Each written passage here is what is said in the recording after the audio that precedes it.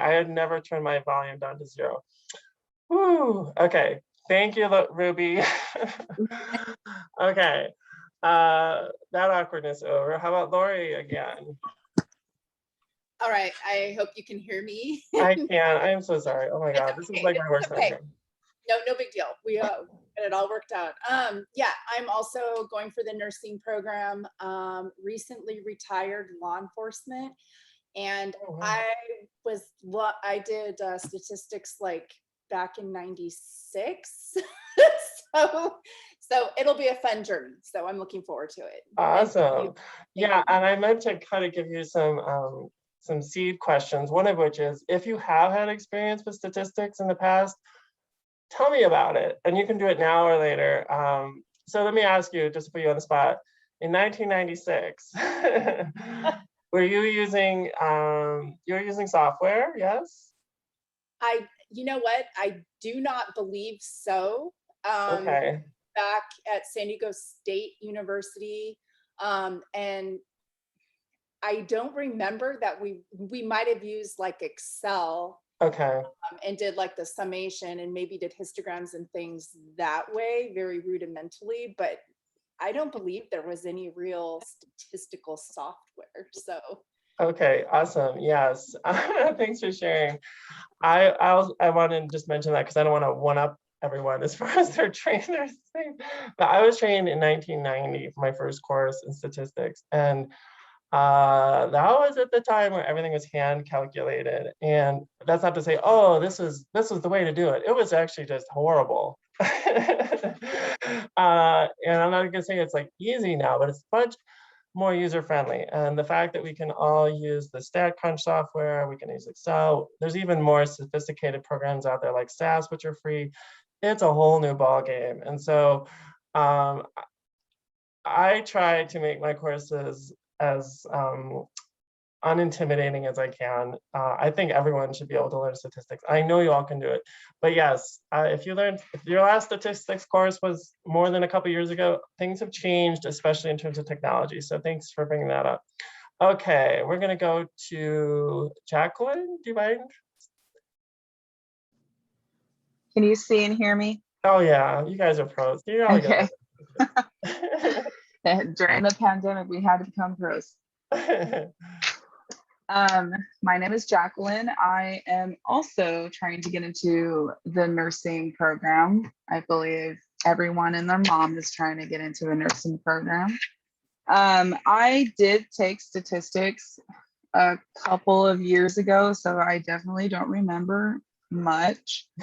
But I think with my professor, she was very old school as well. We didn't really do anything online. I think we used Excel like 2 times. Okay. Everything else we had to do calculations on our calculators. So I'm pretty new to the online stuff. I should know how to use Excel, but I'm not very familiar with it. And yeah, I'm excited to be here and learn. Awesome. Thank you for sharing all that. And I never know what people retain after my course. I hope they can, through the final exam, retain it. I shouldn't say I never know, but I do have, I will say that I have had some students change their mind and want to go into biostatistics, which sounds crazy, but one of the things that I'm definitely going to get to everyone, but I just want to kind of talk about why I think learning biostatistics is important for more than as a requirement for getting into a nursing program. There are so many jobs now that require analytical ability, whether we call it data analysis, whether we call it statistics, whether we call it biostatistics. It's good job security to know how to do data analysis.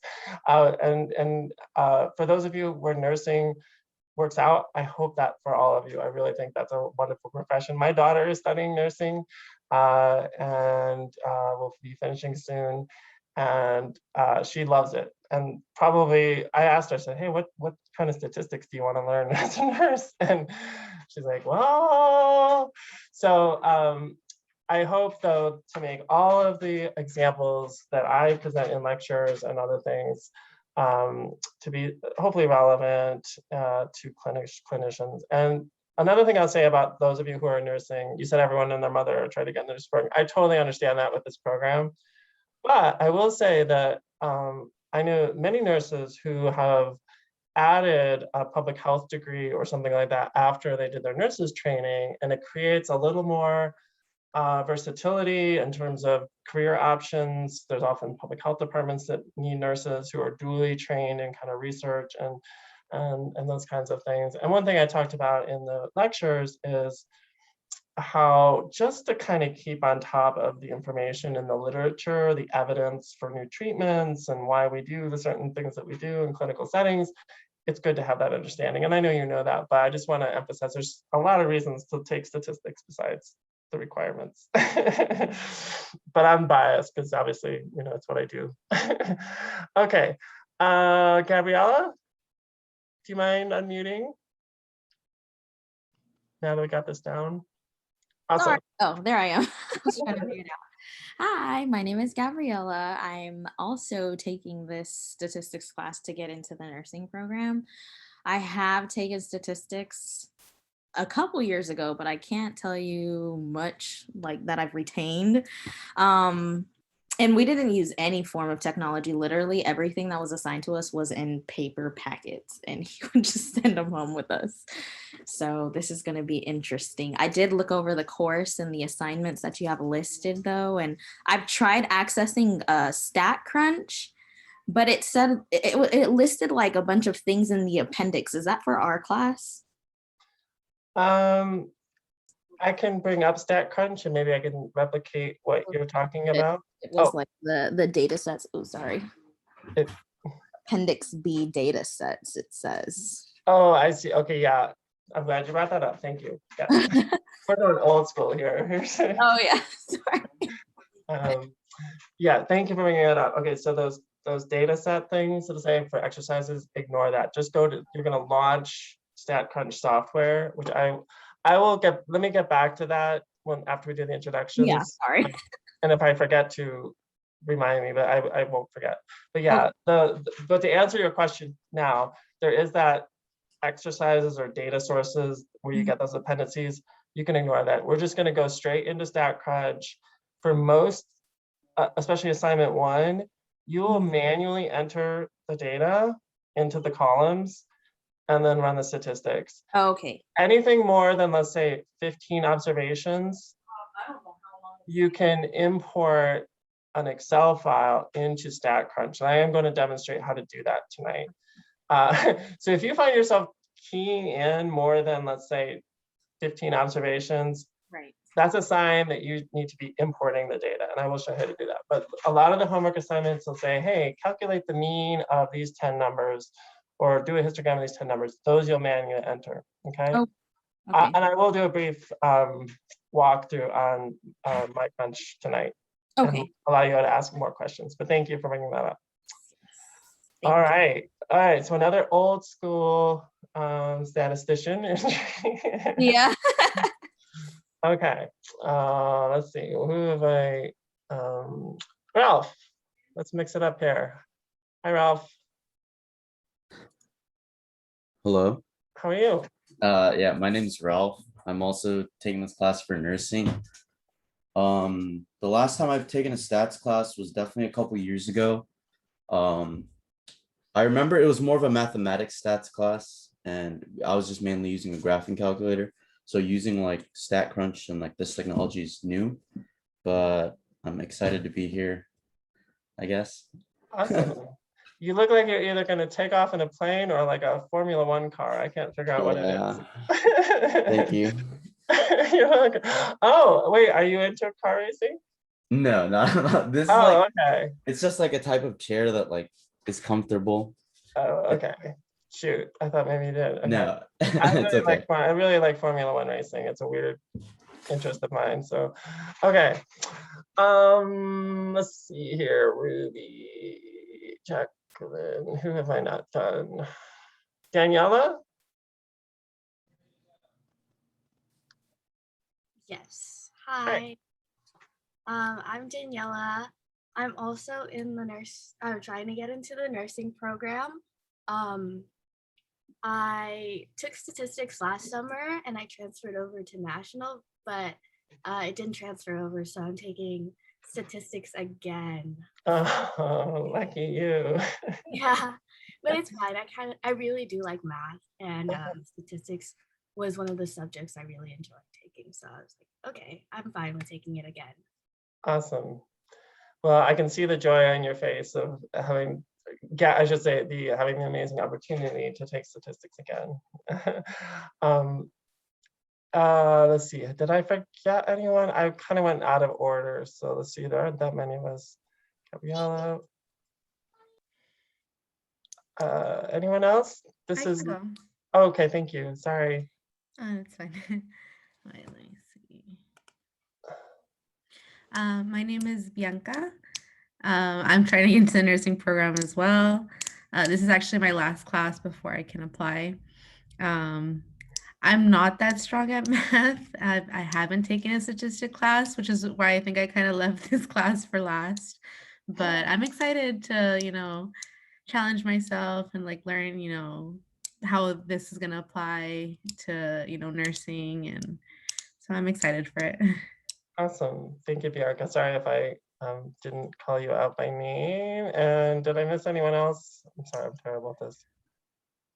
I don't think so. Okay, so just so you know, there are, I think, 20 of you in this course. And so I don't know who's going to show up every Wednesday. And it's fine if you can't one Wednesday. I will record these sessions after the fact. But the goal here is not so much to present new content, because mostly it's not really fair to the students who can't tune in. And I know that a lot of you have other responsibilities.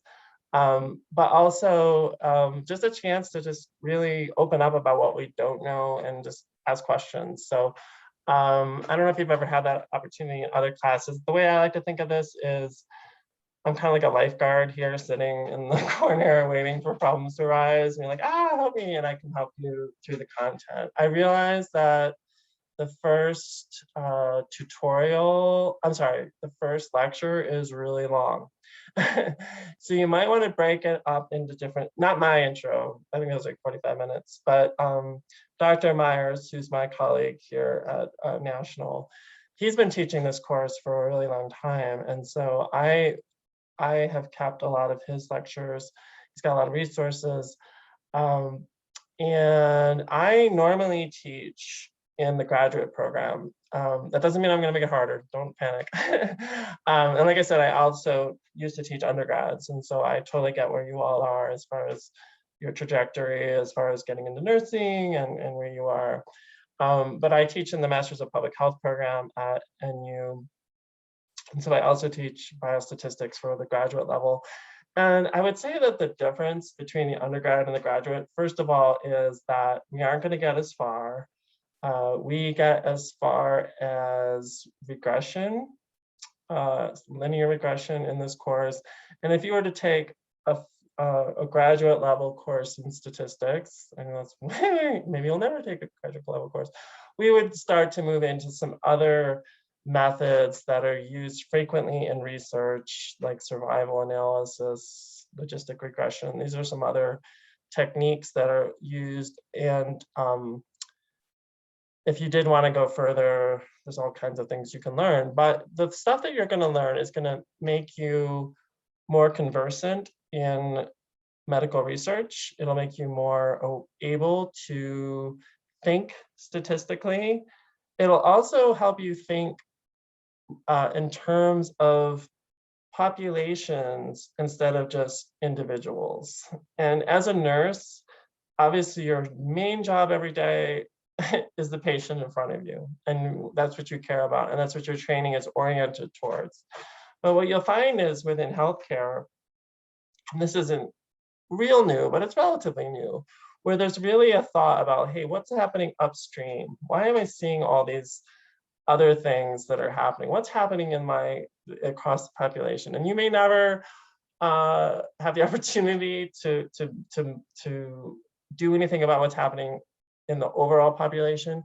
But I think it's a way of thinking about medicine and thinking about population level phenomenon that will be helpful to your nursing training. A good example would be how, like, for example, how do we know that we need to get the vaccination rate up to 70% to achieve herd immunity? And this is a rhetorical question. You don't, I mean, if you know the answer, go for it. Does anybody know how we determined the 70%? I just made it not a rhetorical question. Anyone want to speak up?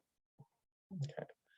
Well, the answer is with statistical techniques or simulators, if we know certain parameters or certain factors, we can determine mathematically what we need, what level of protection do we need to achieve herd immunity.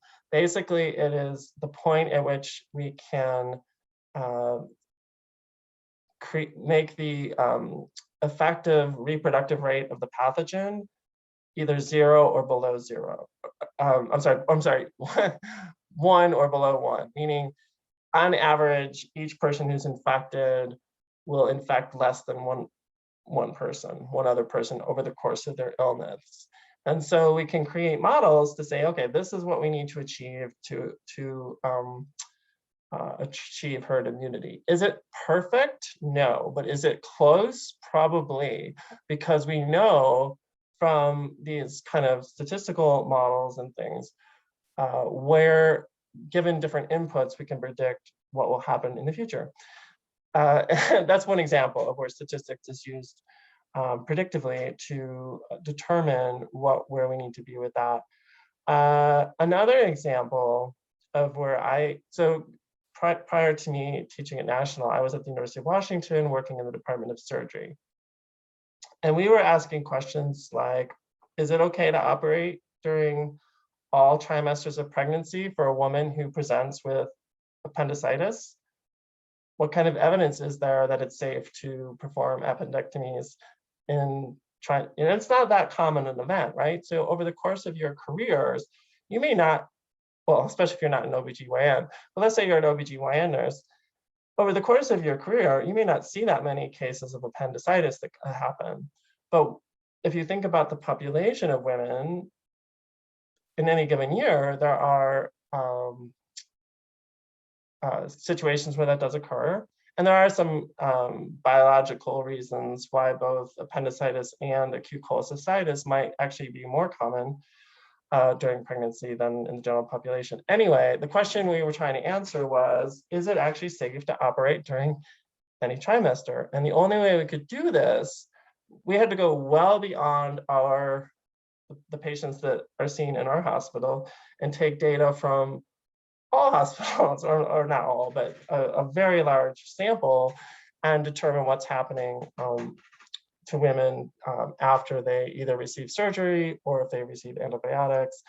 And we can start to answer questions about what is evidence-based care, what is effective as far as treatment, and so on. So there are so many applications of statistics. So I hope that even though I know I'm rooting for all of you to get into the program you want, I absolutely am. And I'm not going to try to convince you that statistics is the way to go, but it really is a powerful tool. Okay, so a quick little story is that I am not a mathematician and I don't like math. You do not have to be good at math to be good at statistics. This is like a dirty secret. Not a dirty secret, but there's a lot of people who assume that you have to be really good at math to be good at statistics, and that's absolutely not the case. I'm not terrible at math. Don't get me wrong, like I can do math and I like math okay, but I never really excelled, or I never was like keenly interested in math, or especially pure math. But really math and statistics, the mathematical part of it is kind of on the leading edge of statistics now, where we develop new tools, new ways of dealing with certain issues, and that is very mathematical. But we now have all these great electronic tools at our disposal that really, the era of hand calculations and all those kinds of things is past.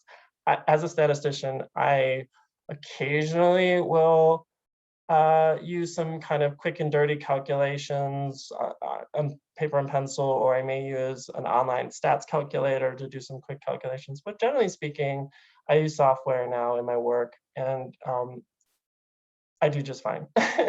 But it is important. I think it helps with the learning process to understand what the machine is doing behind the scenes, at least a little bit. And so the things that we do early on, like frequencies and means and standard deviations, we may have you do a few little small hand calculations here and there. But for anything more complicated than that, you're going to want a machine to do that for you. It's just too, like, especially when we get to correlation and regression, to do those kinds of things by hand mathematically would be super labor intensive and really not worth your time or anyone's time, especially because we have tools to do it. But so I mentioned that because if you are a math phobe, you'll do fine. If you've never had a statistics class, you should do fine. I think what you just need to do is make sure that you ask good questions and you also admit when you don't know something. One thing that I do with my coworkers all the time is say, hey, I don't, or not so much that I don't know how to do something, but I will, well, that happens too, but like, can you check my work? Or can we talk about this and kind of co-pilot as we're doing research together? And I mention this because as you're moving forward with your assignments, you are welcome to reach out to your peers in this class. And it sounds like many of you are in the same boat. So hopefully some of you already know each other, but it's totally fine to work together on homework and things like that. Obviously you have to submit individually. And for the quizzes and exams, I want you to do those independently as well as the independent project. But the real world, we do projects all the time together. And I have no problem, of course, with you collaborating with your peers. So in future sessions in this tutorial, and also in the online forums, feel free to just share away tips and tricks and or just questions that you have. Okay, so I think that's it for introductions. Anybody else join us late? Oh, I actually just did. This is Pinky. Hi, I just got back from work, so no problem at all. You missed my 5-minute non-introduction of silence. But thanks for joining us. Hi, Pinky. It's up to you whether you put your camera on, but if you just want to do a quick introduction. Sure. So okay, my name is Pinky, and I actually am taking this class because it's a requirement for my public health bachelor degree. Oh my gosh, did you see how excited I got? Better late than never, Pinky. Thanks for showing. A lot, if you missed the other introductions, a lot of the students in the class are nursing students or will become nursing students. That's not exclusively the case. But as Pinky just mentioned, she's a public health bachelor student.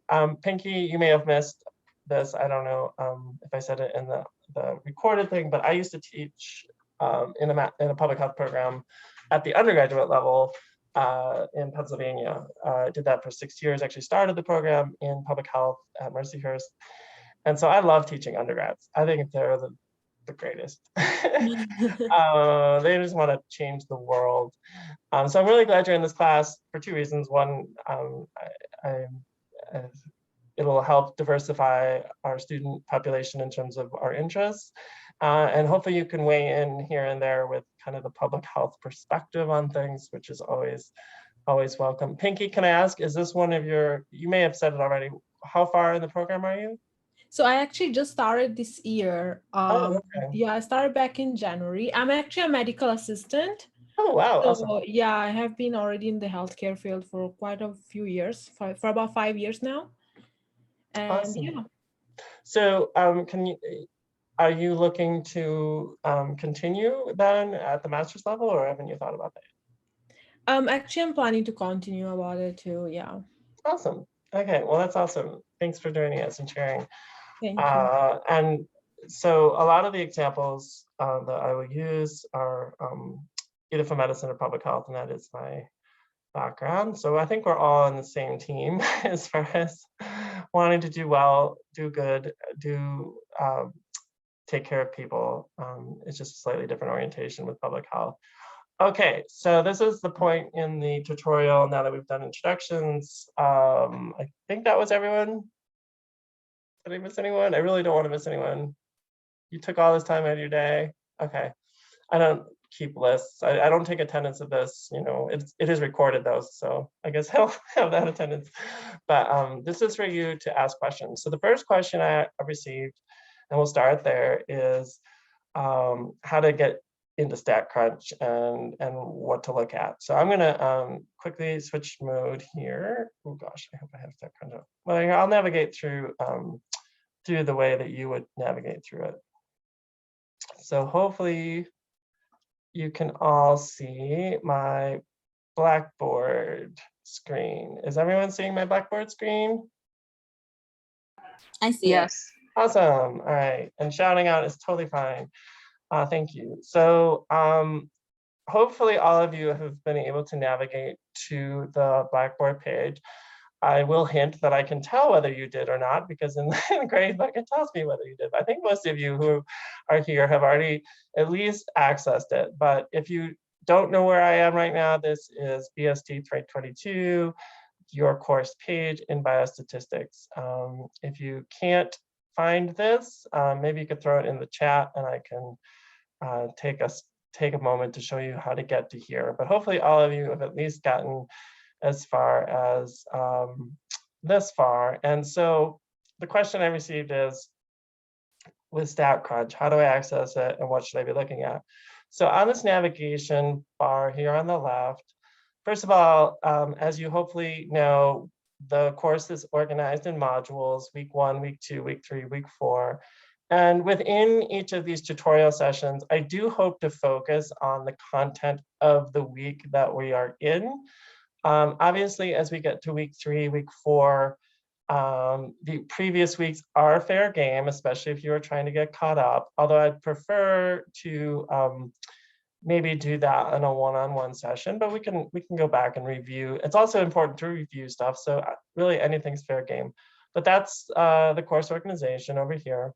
But if up here, you'll see StatCrunch resources. So sorry if this is overly obvious to anyone, but I find Blackboard a little clunky. And especially if you've been out of education for a while, you might think this is really clunky. So StatCrunch resources, if I click on StatCrunch. Okay, and this is, I think, already the first point where you might stumble. There's these data sets for your course in StatCrunch. Not for your course, which is really confusing. This is, StatCrunch is actually integrated within a textbook, your textbook. And so the data sets that are there are ones that are for the textbook. So you can ignore this data sets for your course. However, if you want to use data sets that are in your book and are exercises in your book and you want some extra practice, there's where you can find them. But we're just going to go right into the StatCrunch website.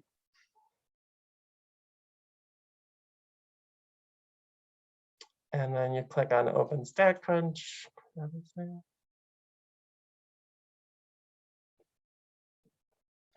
Yay, okay. And really what we see here is something that looks very much like Excel.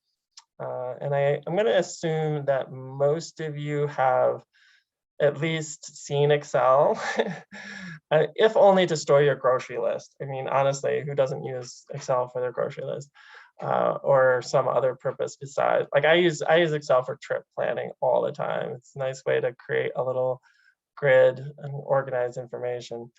And maybe that's as far as you've ever gotten, but at least you know the structure. But this is more powerful than Excel.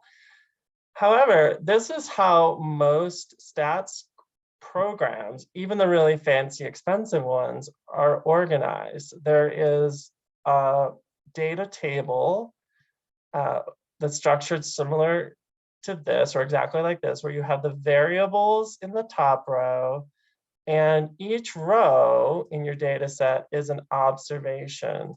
So that means usually, let's think about it as patient 1, patient 2, patient 3, since a lot of you are clinical.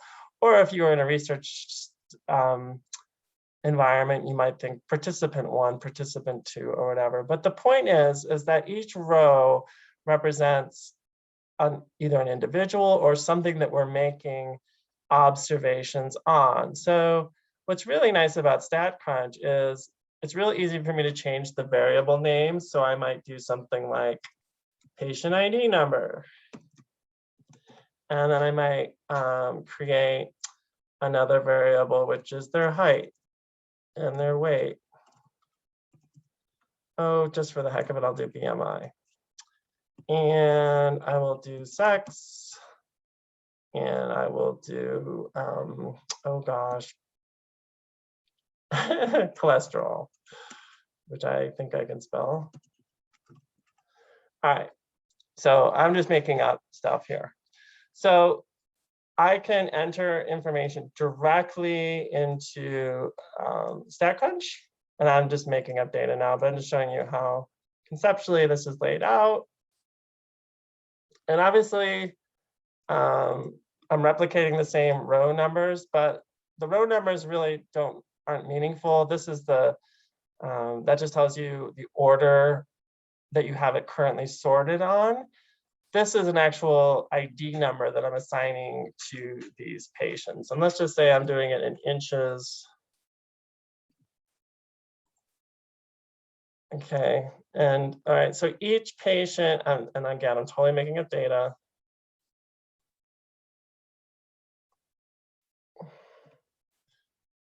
Okay, so that is one way to input data. And for a lot of the exercises, you don't have to do more than enter information for one set of observations. But conceptually, if you see in your homework that we have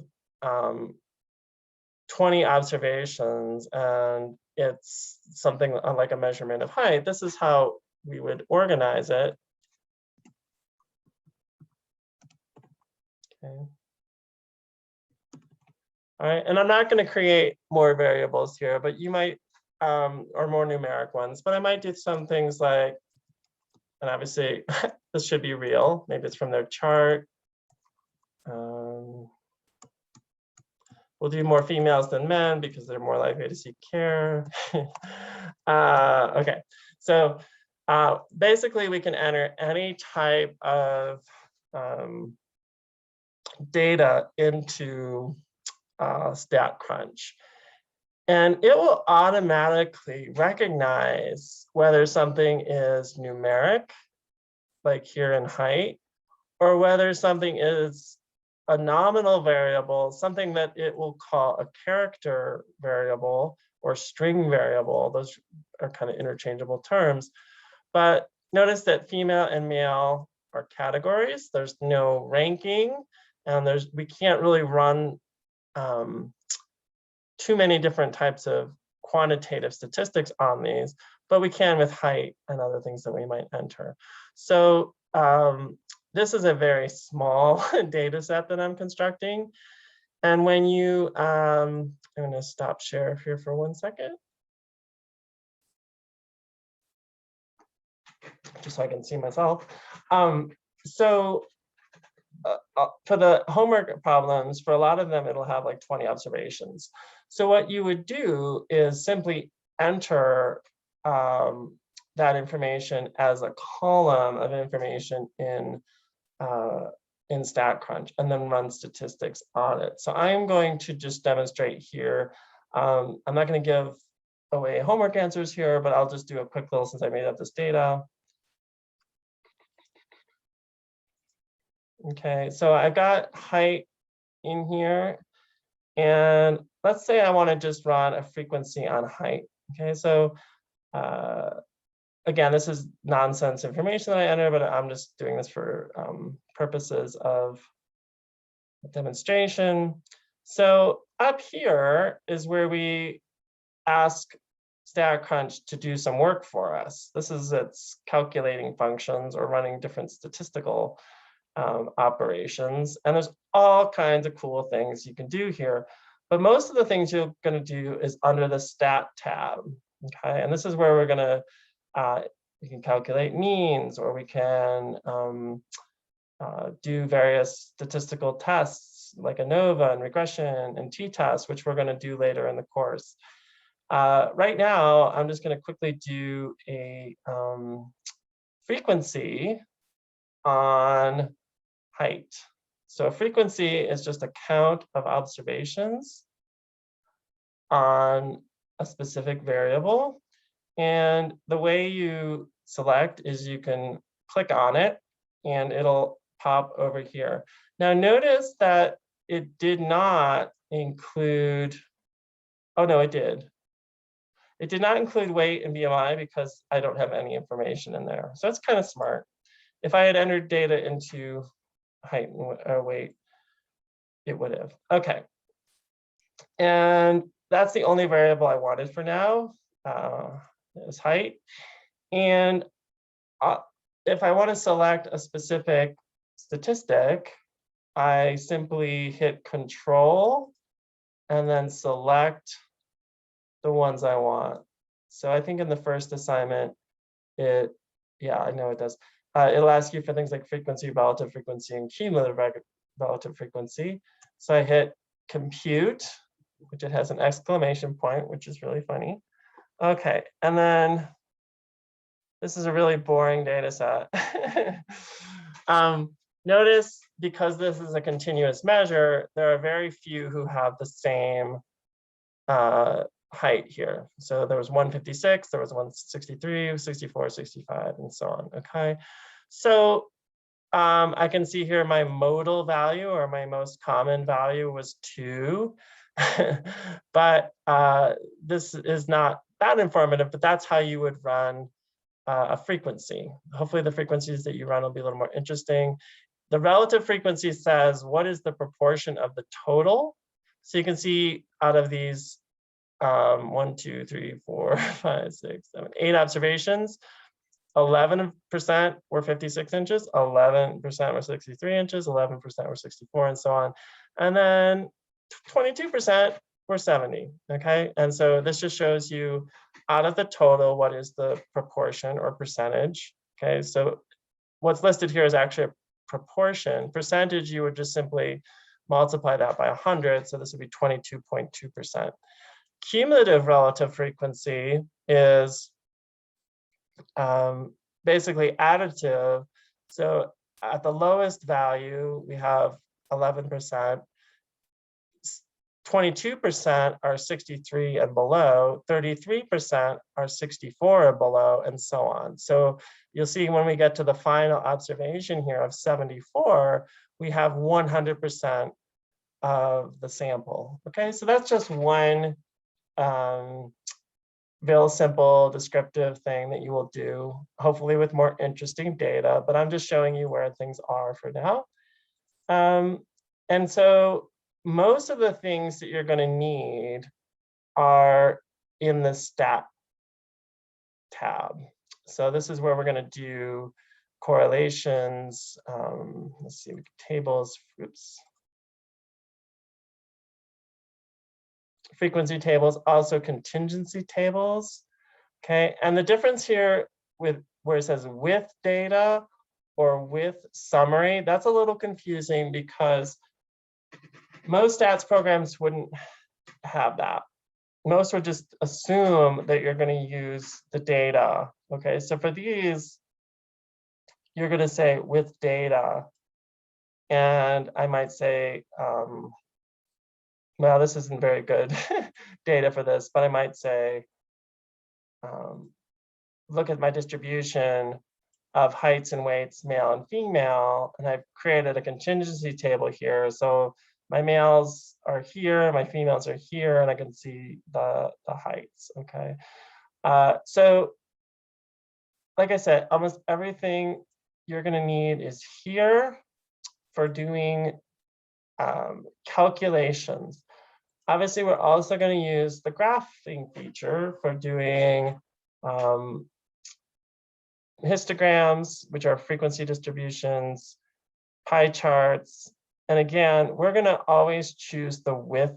Well, let me take that back. For your homework and things, we're going to always use the with data. With summary would be if I had already calculated counts, if I already knew there were 7 people who had a certain height or something like that, I can enter that information manually. I'm just going to click on this once to show you, but we're not going to normally do this. Oh gosh, I don't even want to go here. I don't know what this is, sorry. Don't do that. You're going to use the with data portion, okay? I thought I could demonstrate, but I don't even know what that's asking me to do. I don't use StatCrunch in my day-to-day. I only use it for this course. And so there are a few features on here that are, I think, used in other situations, but we're going to always do with data, okay? So I could also tell you what the mean is for height. So again, I don't have to select data or anything like that here. I can simply go to summary.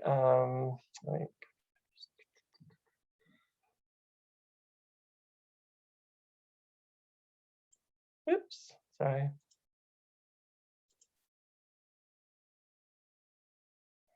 Oh, sorry, columns. Okay, so that's summary stats, columns, and I do height. Okay, and here's where I can do, and that's not very intuitive. So it's asking for column. That just means which variable would you like to report out summary statistics. So if I don't want everything, I can say, okay, give me the n, which is the count, the total sample size. So that would be the 9 observations. Give me the mean, give me the standard deviation, the median, the range, the min, the max. We'll go for it all here. Not all of it, but okay. So I'll compute that. And it gives me whatever I want. Okay, but the important thing obviously is to understand what these things mean. And that's why you're reading your textbook and going through the lectures. But just to show you mechanically what's happening here, I selected these particular statistics, the descriptive statistics. So it gave me my mean, my standard deviation, median, which is the value where 50% of observations fall above that, 50% of observations fall below that. Range is the difference between the lowest and the highest value. We've got our minimum of 56 and our maximum value of 74. And you might be saying, well, duh, I could see that in my data. It's right there. And of course that's true. But if you had, say, hundreds of observations, you wouldn't necessarily want to have to go through there and hunt for the highest value or the minimum value, okay? And all of these statistics here that I just calculated, you could do that in Excel. You could get Excel to give you a mean for a column. You could get Excel to compute a standard deviation, et cetera. But this certainly makes it a lot more efficient to simply tell it which things you want and it'll produce it for you. But again, conceptually, we want to understand what all of these different statistics mean, including the mean. But okay, so that's that. And then graph feature, let's say I want to do a pie chart with data of sex. And often we do this with categorical values like sex. And we'll hit compute, and you get your nifty little chart. And it not only shows you the relative frequencies of sex visually, it also reports out the frequency, 55% versus 44% roughly. And okay, I'm going to show you a little trick here. So when I ask you for a chart or a graph in your homework, if you click on options, when it's a graph or chart, you can simply do copy. And then you're not done yet. You still have to right click and say copy image, okay? So that's a little not intuitive. So you have to do it twice, essentially. You say copy and then copy image. And now I can paste that into, let me go to a Word document. I'll do it at the end of the syllabus since it's open. Okay, I can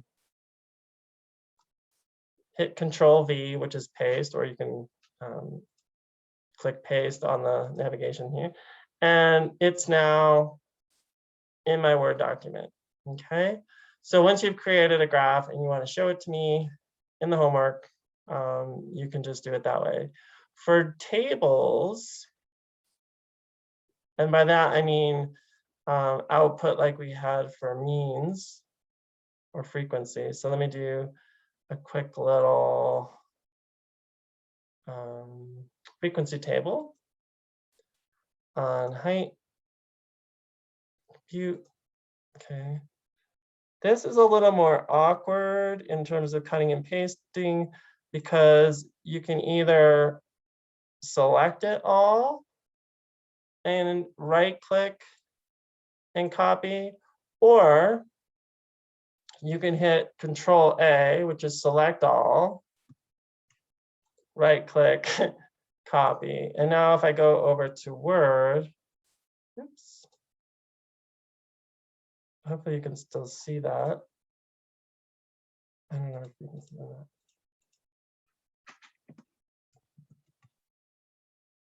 Oops. Okay. And you can now see the table in there. Okay. So that's one way you could do it. You could also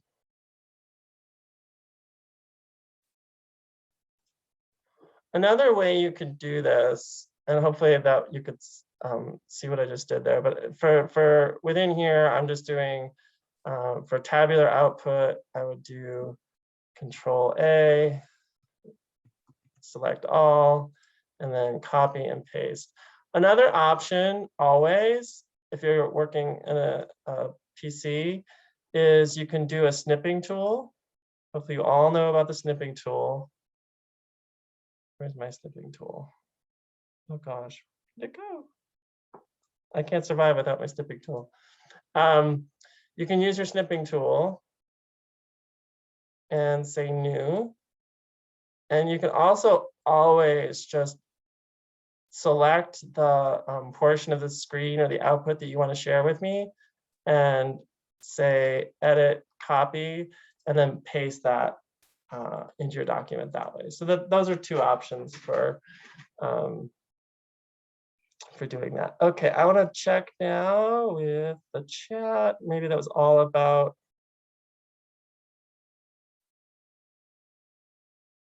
Okay. All right, so that's great. I just want to make sure there weren't any questions appearing in chat. And let's go back to me. Okay, so that was a really long-winded way of answering my first question, which is how do you access StatCrunch? What's the next question that people have? And it could be anything.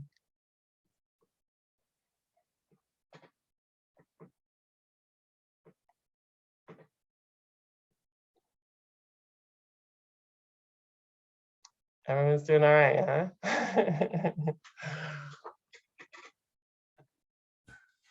huh? Professor Cook, I do have a question. I'm sure it's probably already in the syllabus, but I just want to make sure. As far as assignments each week, do we have a specific time or do they have to be completed? Point system, like if you go over Sunday, you get points deducted. Thank you for asking. Yeah, okay. So I really encourage you all to stay. So if you look at the syllabus, and I'm going to give you a short and a long answer to that question. Let me get back to the syllabus. Sure that I'm sharing that.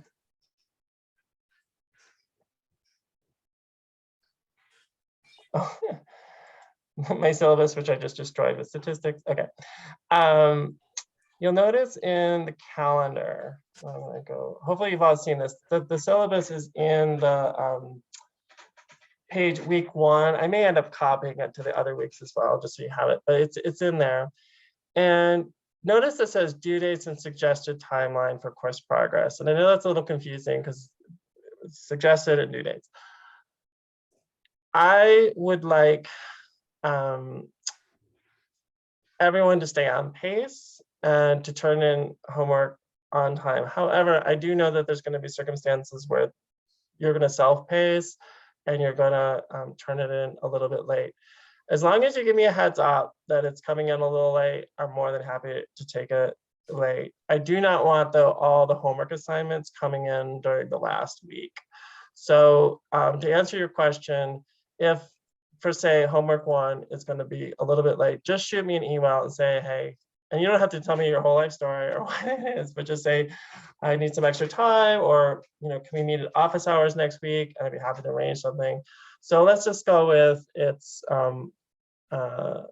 these are the due dates. However, there's flexibility as long as you communicate to me something before the due date that you need more time. Everything else in here, like the suggested timeline for reading, you did not have to read chapter 1 before tonight. You did not have to read chapter 2 before tonight. However, this is just kind of, if you want to keep pace and kind of make things flow the best possible way, these are my suggestions for doing so. Quizzes you can take anytime during the week, and those are due by the end of the week. Okay, I can't allow more time than is allotted for that week. So the quiz actually does have to absolutely be done by 11:59 of that week. If it isn't turned in, I will give you an opportunity to take it for a reduced grade, but that hopefully won't happen. But if it does, basically it would be a 10% reduction for a late quiz. Okay, and then the quizzes are available. Notice they're timed, and so you have 60 minutes once you start to submit the quiz. So don't just peek at it. You're going to want to be ready and make sure that you have an hour set aside to work on the quiz. The final exam, you have 2 hours, and even though you could do it as soon as you want, I highly recommend that you wait until that Wednesday, because I am going to do a final review session.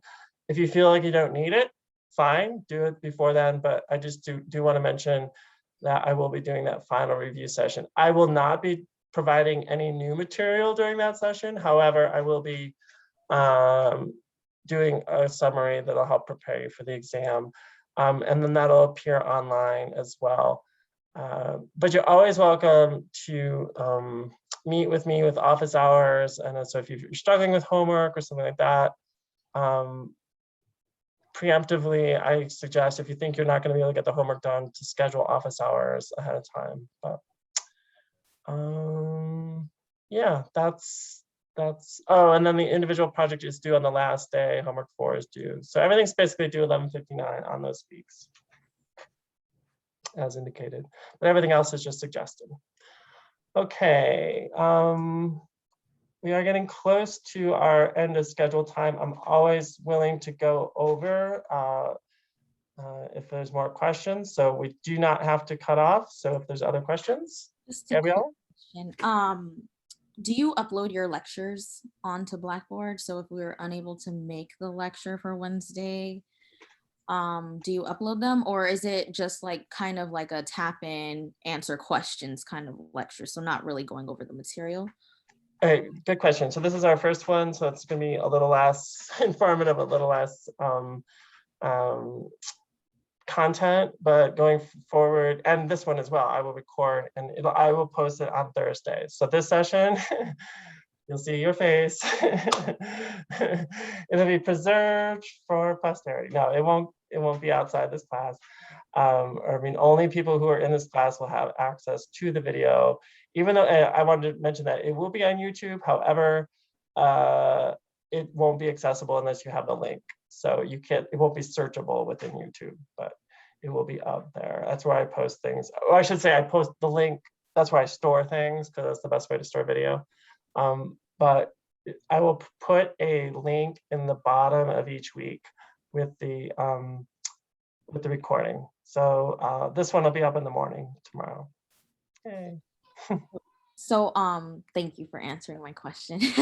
So are the lectures on Wednesdays, are they actually going over the material, or is it just like an open question session? Good, thank you for asking that. I wanted to kind of get a read on the room here as far as what's needed, as far as additional content.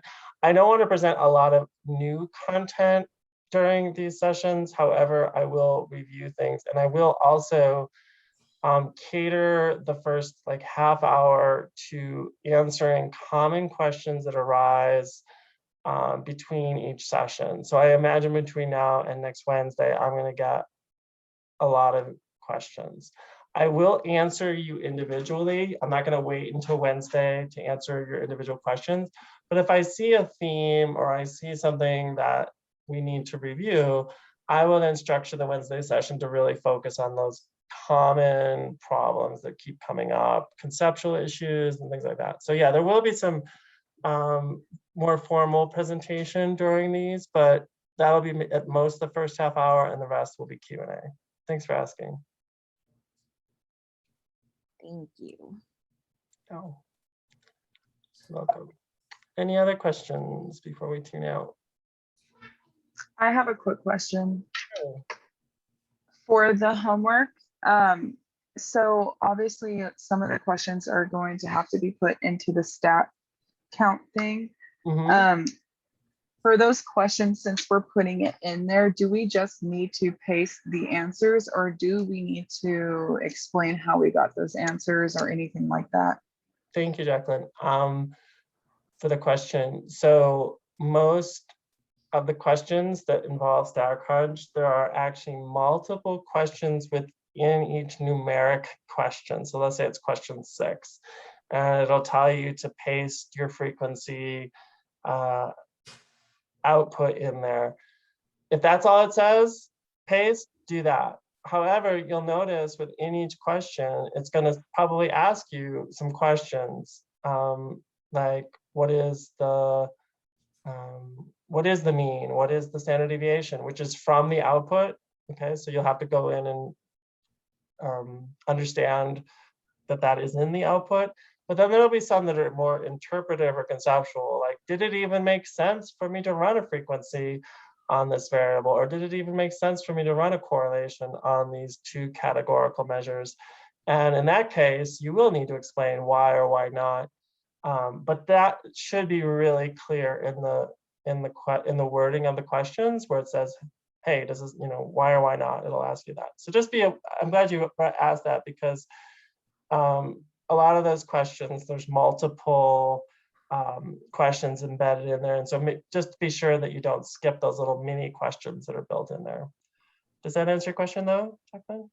Yes, thank you. Thank you. While I'm thinking of it, also within the homework, the format is a little funky, or maybe different than what you're used to as far as some of these. Let me stop that share and do a new share. Oh gosh, what did I do with it?